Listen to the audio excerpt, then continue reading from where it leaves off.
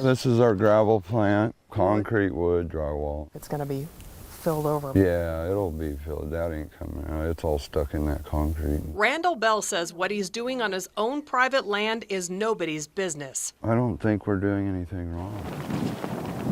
The state doesn't see it the same way. We'll be trying to get in contact with the property owner to address that issue. It all started with the changing landscape.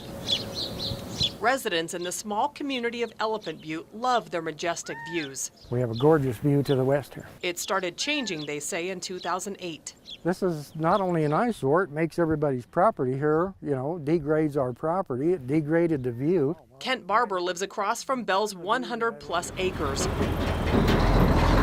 He's watched as truck after truck dumped piles of debris next to the arroyo. He says they were really big in March. Then Barber snapped photos as the landowner covered it all up with dirt. And this is what it's turned into, a big giant landfill. He buried all that stuff so nobody knew what it was. That's my opinion. What the heck is this guy doing burying all this stuff over here? Randall Bell says he's not hiding anything. He took us on a tour of the land where he runs his construction and gravel business. We had some concrete and stuff that we hadn't buried yet and stuff, and we try to keep it clean. Sometimes we get behind. Bell says he crushes up concrete, rebar, wood, metal, and asphalt from his construction jobs and reuses it here. He says there's no trash and nothing toxic. We bury it along the side of the creek to protect our water erosion is all we use it for. And how long have you been doing that?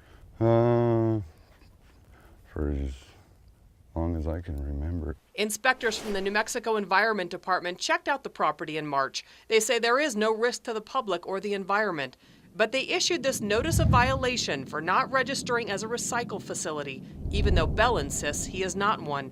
And as for the materials he's burying? When you start talking about things that need to be done to prevent erosion in the arroyo itself, it is considered a waterway, and that's when Army Corps or Surface Water Bureau or another regulatory entity will need to come in.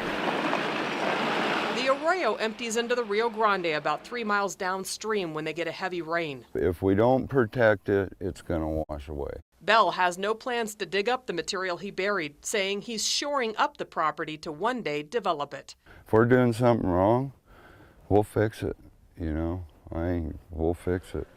But as far as I'm concerned, we're not doing anything wrong. Kim Holland, KRQE News 13.